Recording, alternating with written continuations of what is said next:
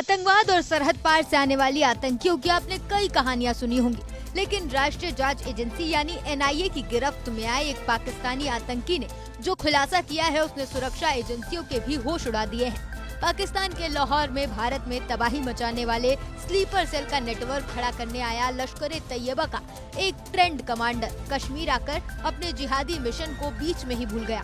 लश्कर का खूंखार आतंकी मोहम्मद उस्मान जट उर्फ चाइनीज, जिसे पाकिस्तान के ट्रेनिंग कैंपों में भारत के खिलाफ जहर पीना सिखाया गया, वो यहाँ आकर अपनी खूबसूरती संवारने और अंग्रेजी सीखने में जुट गया। पाकिस्तान का लाहौर शहर और वहाँ मौजूद लश्कर-ए-तैयबा का वो खूंखार ट्रेनिंग कैंप, जहाँ युवाओं के दिमाग में भारत के खिलाफ नफरत का बारूद भरा जाता है, इसी कैंप में तैयार होकर निकला था मोहम्मद उस्मान जट उर्फ चाइनीज। उस्मान कोई आम घुसपैठिया नहीं था, बल्कि वो लश्कर का एक हाईली ट्रेन्ड ऑपरेटिव था। उसे जिम्मेदारी दी गई थी कि जम्मू कश्मीर की सीमा लांघकर भारत में घुसने की और आतंकी वारदातों को अंजाम देने की, साथ ही जम्मू कश्मीर से बाहर भारत के दूसरे राज्यों में लश्कर का एक मजबूत स्लीपर सेल नेटवर्क खड़ा करने की। प्लान के मुताबिक उस्मान जट कश्मीर की ऊपरी पहाड़ियों के रास्ते भारत में दाखिल होता है। पूछताछ में उस्मान जट ने एनआईए के सामने जो कबूला वो किसी फिल्मी कहानी जैसा अजीब है। उस्मान कई सालों से गंभीर हेयर लॉस यानी बाल झड़ने की समस्या से जूझ रहा था। गंजेपन की वजह से उसका आत्मविश्वास इस कदर टूट चुका था कि उसे आतंकी मिशन से ज्यादा फिक्र अपने सिर पर बाल उगाने की थी।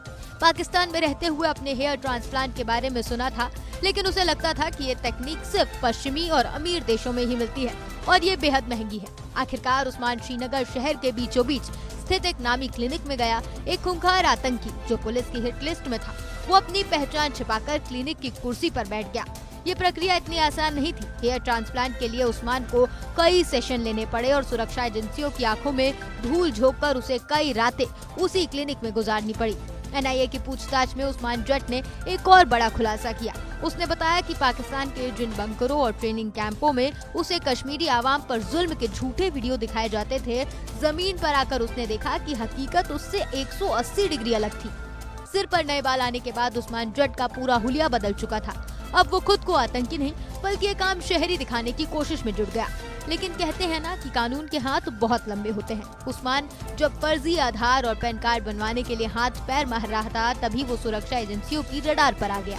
श्रीनगर में बार बार क्लिनिक जाने से उसकी मूवमेंट ने पुलिस को पुख्ता सुराग दे दिए। आखिरकार अप्रैल की शुरुआत में श्रीनगर पुलिस ने एक सटीक ऑपरेशन चलाकर मोहम्मद उस्मान जट और लश्कर के सामने पुराने कमांडर अबू हुरैरा को दबोच लिया। उस्मान की गिरफ्तारी के बाद जब कड़ियां जोड़ी गयी तो उत्तरी कश्मीर से लेकर श्रीनगर तक फैले लश्कर के पूरे ओवरग्राउंड नेटवर्क का भांडाफोड़